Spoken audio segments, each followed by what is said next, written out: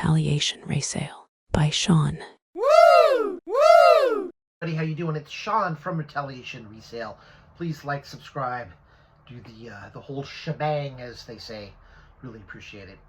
Today I'm going to talk about what I sold, and I'm also going to talk to you about why you need to be on more than one selling platform.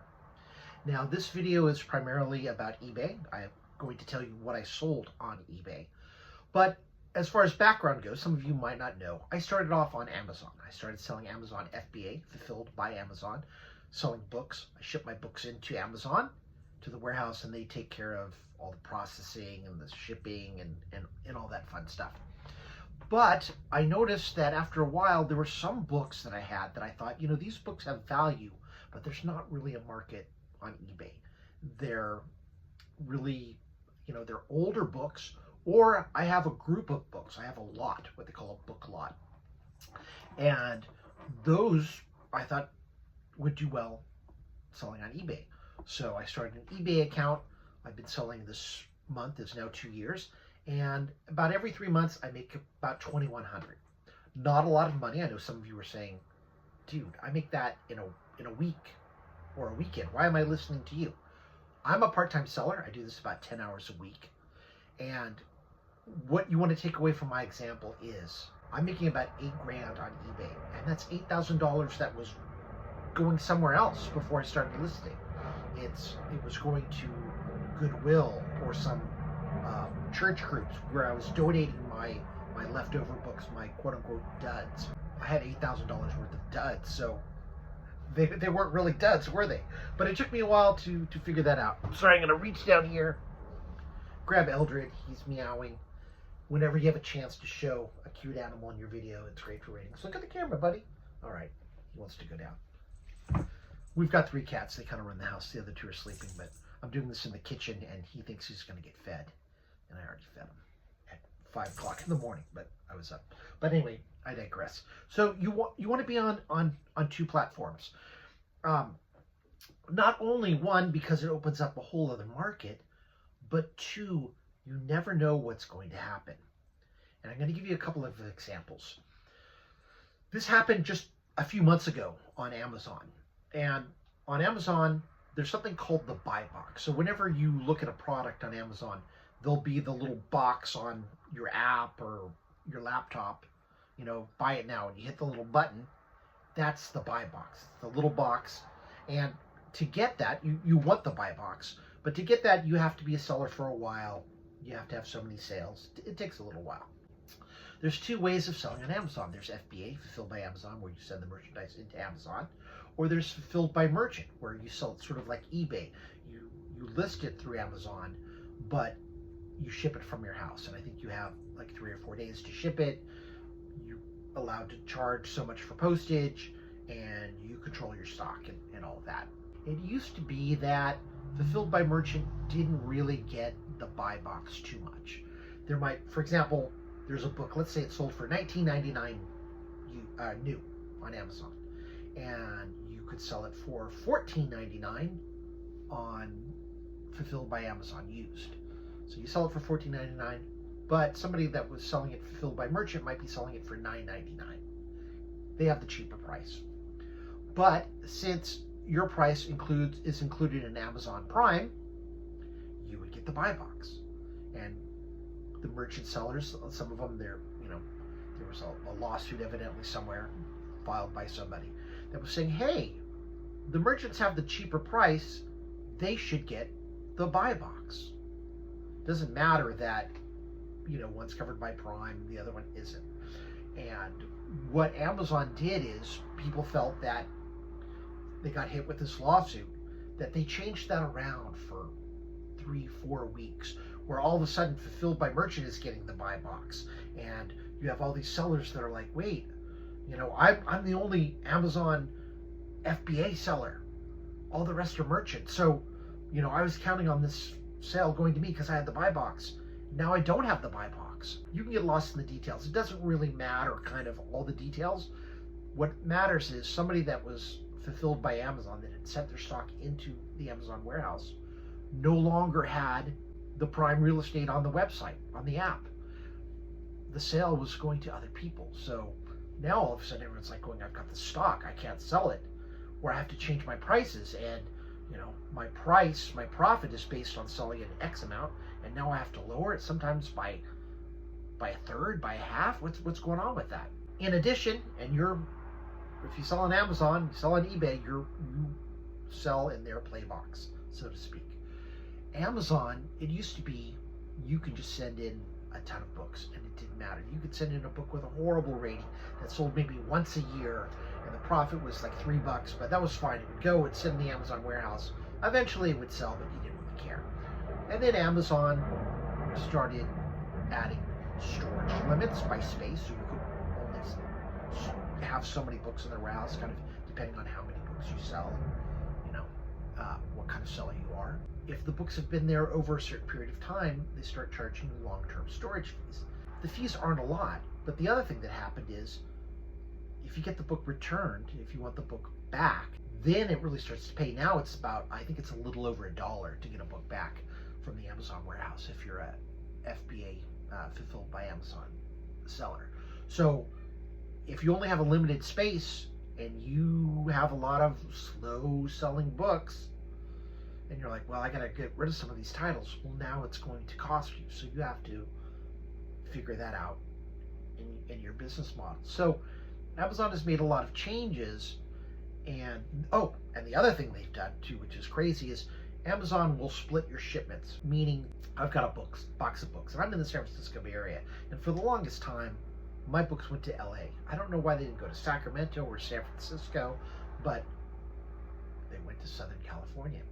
And then after a while, they would say, okay, well, look, we want half these books to go to LA and want the other half to go to Portland. And you're like, whoa. So now, instead of sending maybe a 40-pound box, you're sending a 15 and a 25-pound box. There's different rates. I think the rate for UPS changes after like 20 pounds. So now all of a sudden your postage is going up. You're getting slower processing fees. So what Amazon has done is you can get everything to go to one location, but you have to pay a fee for that. And it's about 30 cents a book. But, what used to be a $12 shipment is now a $20 shipment. So Amazon is getting you on the shipment postage, and they're getting you on how many books you could send in and how long they can sit there. So, and plus their fees are just pretty high. If you're selling $8.99, $9.99, $9.99, $10.99 books, your profit margin is really low, like $1 or $2. It's not worth it. You have to ship accordingly.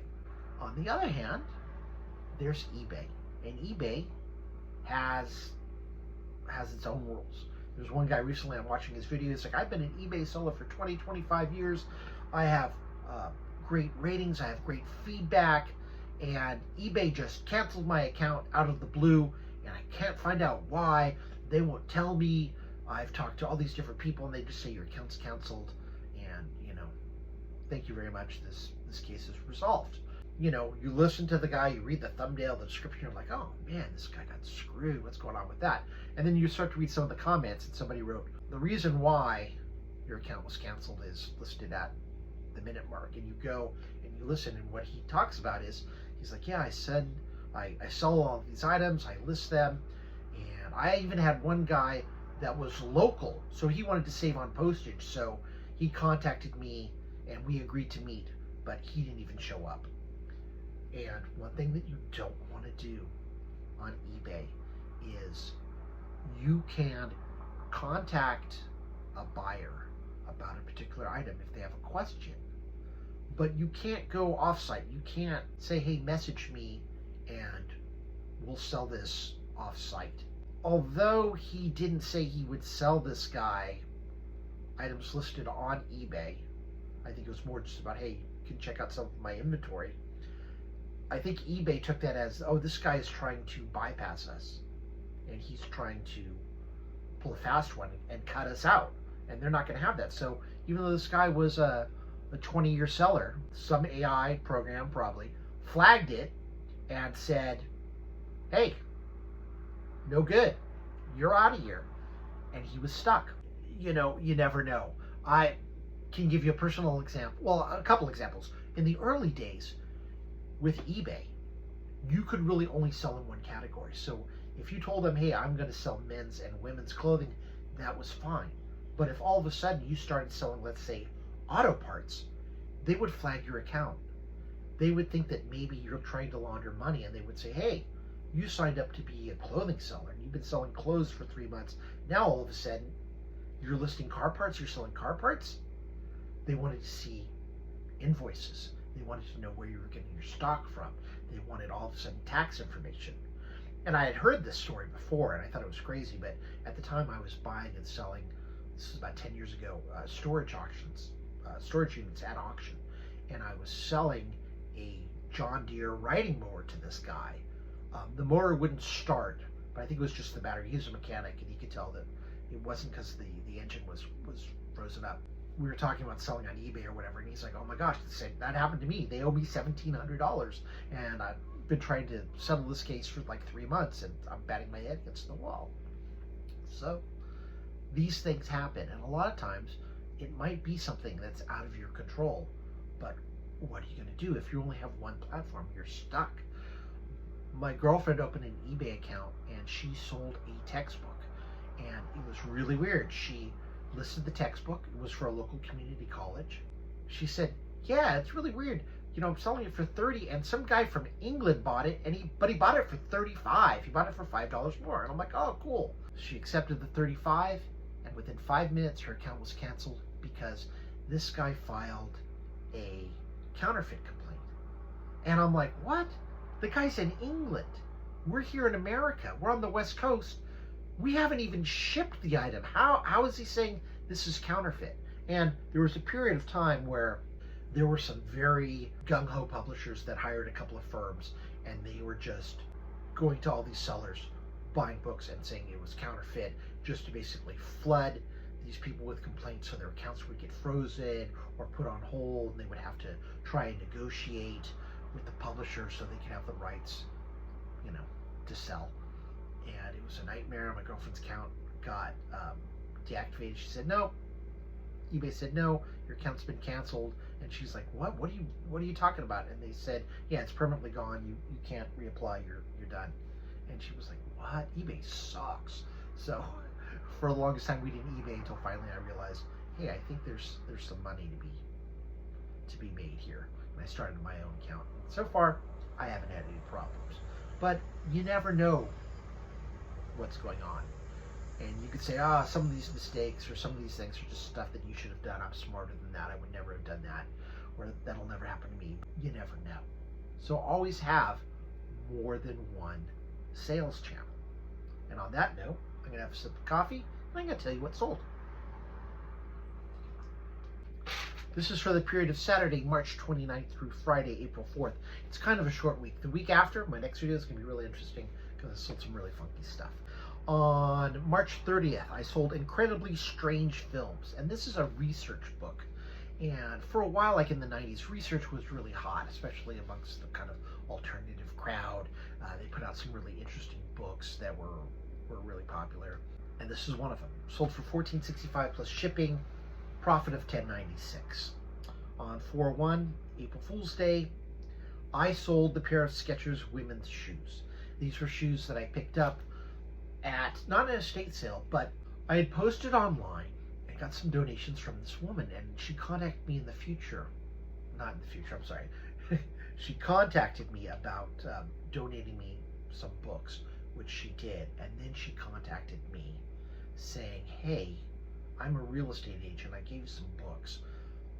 They were from, my own home, but I know other people have stuff that they need to get rid of. Are you interested in any books from houses that I'm trying to sell? And I'm like, yes. And I went, got some books, and there's some other stuff too. And I'm saying, well, what about this stuff? Is this stuff for sale? And there was a pair of Skechers women's shoes in the box. It was slightly off because I think the shoes are 9.5 and the box said 10. But I mentioned that. I showed it on the video. And they finally sold for $30 free shipping. Made a profit of $15.20. So get things wherever you can. Network.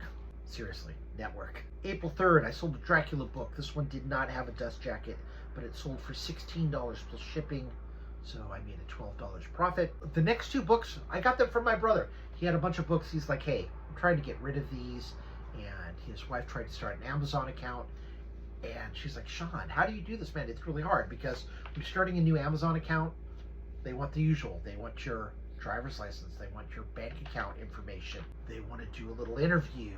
There's the $40 a month charge. And she's like, I just wanted to list some stuff and try to sell it.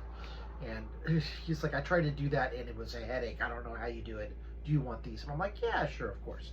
So two of the things they had was the Eagles Complete Songbook. I got this from my brother. He's a big Eagles fan. Sold for $17.49, free shipping, so I made $8.40. A little heavy. The other book I sold was California Native Landscaping. That was my sister-in-law's book. It sold for $20 plus shipping. I made $15.35. That's it. A short week. Not a hugely profitable week. Sometimes they're up, sometimes they're down. You never know. The next week, though, I had some good sales, and I will talk to you about that. But I just want to emphasize on why you want to have more than one sales channel, because if the rates suddenly change, if you're limited in what you can sell, eBay, I think you can list 250 items a month for free before you incur charges. I'm fine. I only have like 180 items listed.